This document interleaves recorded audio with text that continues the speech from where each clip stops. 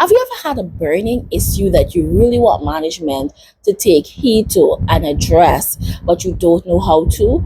Or have you ever been called to the HR office for something that can result in disciplinary actions being taken against you, but you have no idea how you got there and what the outcome could be? Or even if you're an HR employee, but you have no idea how and when to start these processes, then this video is for you. Hi, I am Lloyd, the face behind the career room, and I talk all things HR, career, and corporate.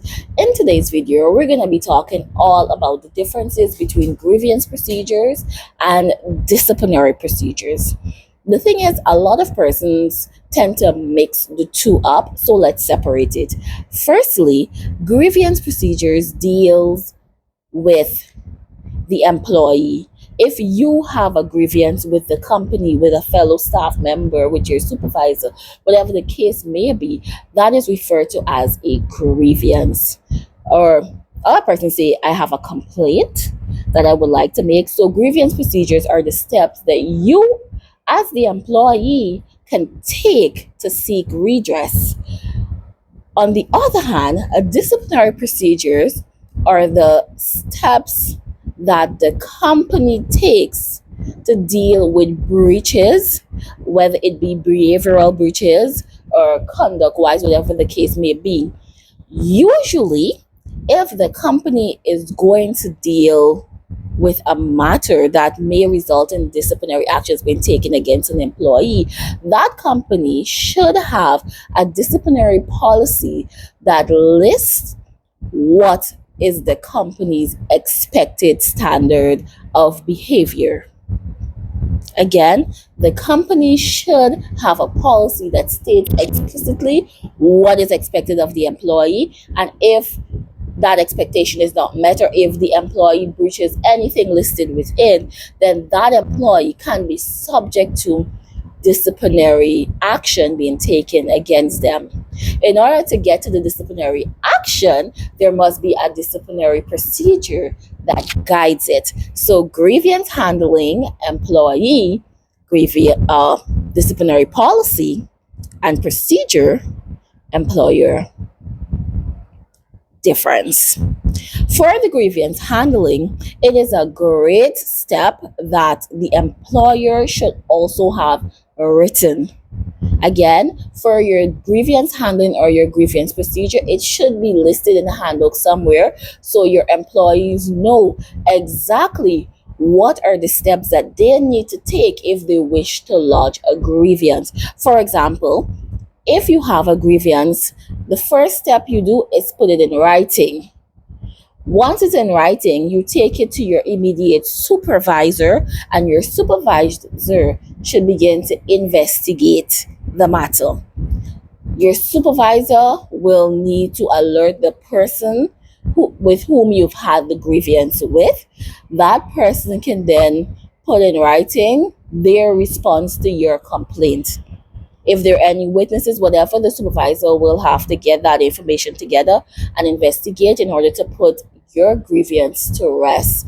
Now, if you're not satisfied with that, there should be further steps that you can take. Or if your grievance is with your supervisor or your manager, then the next step may be going to HR.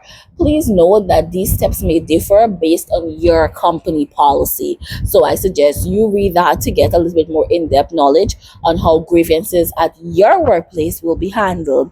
On the other hand, for disciplinary policies and procedures, that should definitely, without a doubt, be written, and the employees must be aware of such policy. If you can't give them a little handbook, or if you have an intranet or you have a site that all of your employees go to get information about the company, it should be there, it should be visible to them, and they should know that it exists. Now, once all of that has occurred, what should be in your disciplinary policy and procedure? One, if the employee, what are your standards? Two, if the employee does breach your policy, the steps that are to be taken also needs to be consistent with what the laws of your land says. So If, let's say, it's a minor breach, then the supervisor may be able to give the employee a verbal warning or a written warning. Mind you, you should also be able to show that progressive discipline has occurred. And when I say progressive discipline, I mean that the employee has done this, we give the employee a verbal warning. Next, the employee's conduct or behavioral issue persists. So we moved on to a written warning and it continued. So we then moved on to suspension and so forth. You show that it has been progressive. And there must be documentation to prove this. In addition, if you're going to do something such as suspend an employee or terminate an employee, we know that there must be an investigation. An investigation can be done, or it should be done swiftly, because it often says that delayed justice is no justice at all. So, in conclusion, it is imperative when we're making these documentation and our policies and procedures that we also name them correctly, so that it's understood and it's clear to the employees with whom it is guiding. So, grievance handling, employee, disciplinary procedure, employer. Now that's it for today's video. If you have any questions, feel free to drop it in the comments below. I would love to hear your thoughts on this. In a later video, we'll continue to expound on this so that you will have even more ideas on how to handle your investigations and so forth. So thank you for watching and see you next time.